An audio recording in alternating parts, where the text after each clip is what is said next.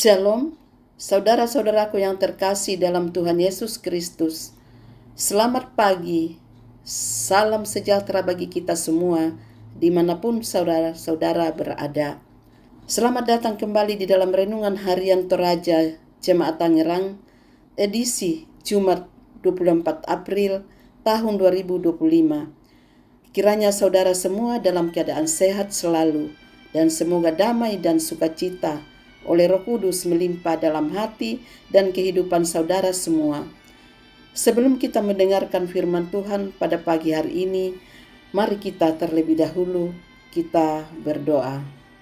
Bapa kami yang ajaib dan mulia, Bapa yang kekal dan penuh kasih sayang, Bapa yang kami tinggikan dan kami sembah di dalam nama Tuhan Yesus Kristus. Kami mengucap syukur Tuhan oleh karena anugerah-Mu sepanjang hidup kami. Hingga pada hari ini, kami boleh ada, sebagaimana kami ada semua karena berkat dan anugerah Tuhan dalam kehidupan kami. Pada pagi hari ini Tuhan, kami akan mendengarkan firman-Mu. Berbicaralah ya Tuhan, jamah hati kami.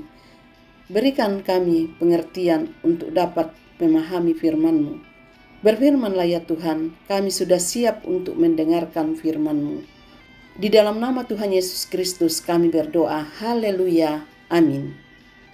Bapak, Ibu, dan Saudara yang terkasih, ayat renungan firman Tuhan pada pagi hari ini terdapat di dalam Kisah Para Rasul 5 ayat 17 sampai 25. Akhirnya mulailah imam besar dan pengikut-pengikutnya, yaitu orang-orang dari mazhab Saduki, bertindak sebab mereka sangat iri hati. Mereka menangkap rasul-rasul itu, lalu memasukkan mereka ke dalam penjara kota.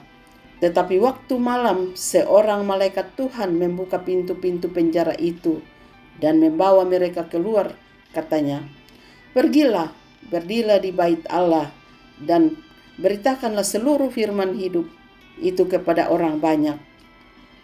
Mereka menaati pesan itu dan menjelang pagi masuklah mereka ke dalam bait Allah, lalu mulai mengajar di situ. Sementara itu imam besar dan pengikut-pengikutnya menyuruh mahkamah agama berkumpul, yaitu seluruh majelis tua-tua bangsa Israel, dan mereka menyuruh mengambil rasul-rasul itu dari penjara. Tetapi ketika pejabat-pejabat datang ke penjara, mereka tidak menemukan rasul-rasul itu di situ.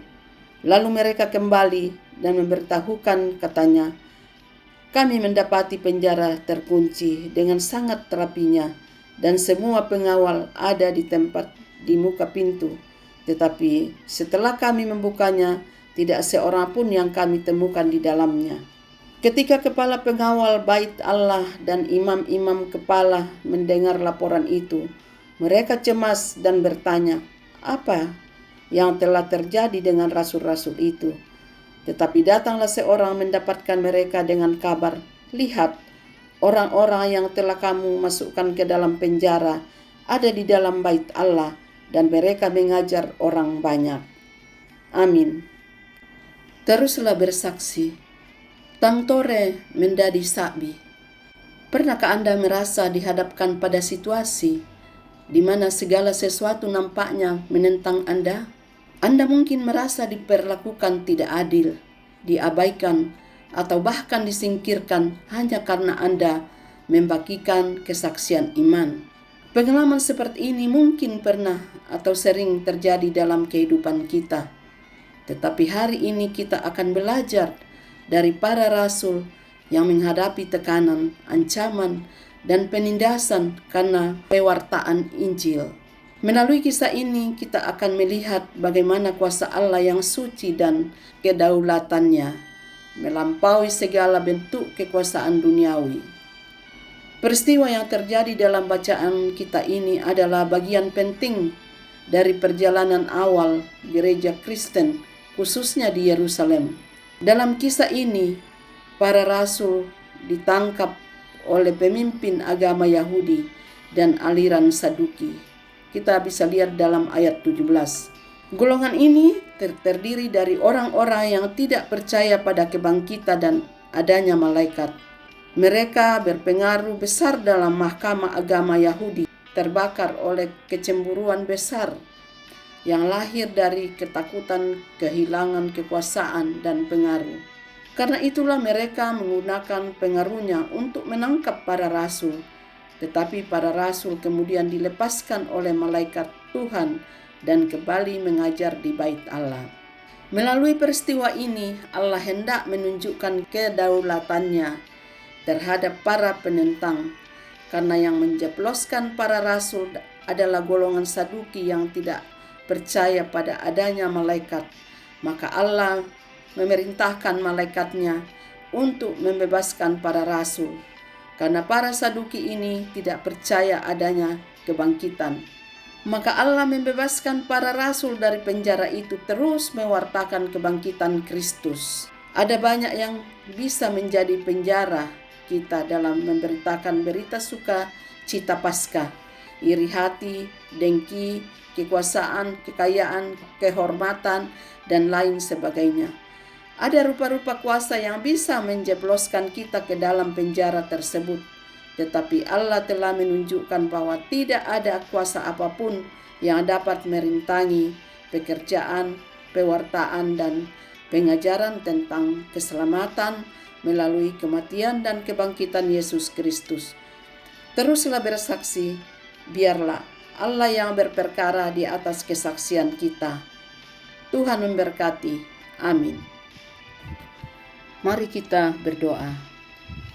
Maha besar Allah kami di dalam kerajaan surga, Bapa yang kami puji dan muliakan di dalam nama Tuhan Yesus Kristus. Kami bersyukur Tuhan atas pertolongan-Mu dan penyertaan-Mu, serta atas berkat-Mu dalam hidup kami. Kami berbahagia dan kami bersyukur atas kebaikan Tuhan pada hari ini. Tak berkesudahan kasih setia Tuhan, tak habis-habisnya rahmat-Mu, selalu baru tiap pagi. Besar kesetiaan-Mu Tuhan dalam hidup kami. Terima kasih firman-Mu hari ini, di mana Engkau mampu menolong para rasul keluar dari cengkeraman orang Saduki dan imam besar. Maka kami yakin dan percaya bahwa Engkau juga mampu melakukan hal yang sama bagi kami. Allah memperlengkapi kami dengan hikmat dan memenuhi kami dengan Roh Kudus, sehingga kami mampu menggemahkan perbuatan Allah yang besar di dunia ini. Ajar kami untuk membuang rasa iri hati, menanggalkan perbuatan dosa kami, agar kami memiliki ketaatan dan keberanian untuk terus bersaksi tentang perbuatan-perbuatan Allah yang luar biasa itu. Terima kasih atas firman-Mu Tuhan, tanamkan dalam hati kami masing-masing, dan mampukan kami untuk dapat melakukan firman-Mu sesuai kehendak-Mu.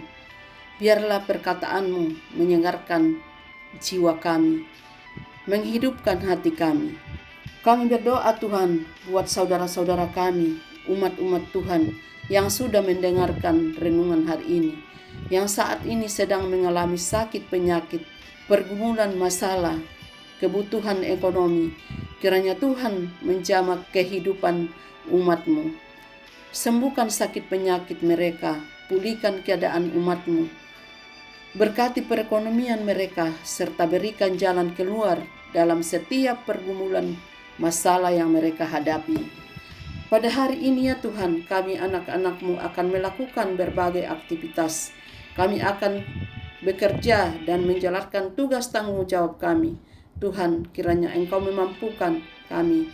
Serahkan seluruh rencana dan agenda kami hari ini ke dalam tangan Tuhan. Biarlah Tuhan yang berkarya. Hindarkan kami dari segala kecelakaan, mara bahaya, orang jahat, kuasa-kuasa kegelapan, kuasa iblis, dan hal-hal yang kami tidak inginkan. Tuhan, hancurkan hanya di dalam nama Tuhan Yesus. Ampuni dosa dan kesalahan kami Tuhan. Di dalam nama Tuhan Yesus kami datang kepadamu. Haleluya. Amin.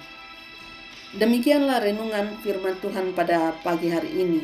Biarlah menjadi berkat buat kita semua dan dapat kita lakukan dalam setiap kehidupan kita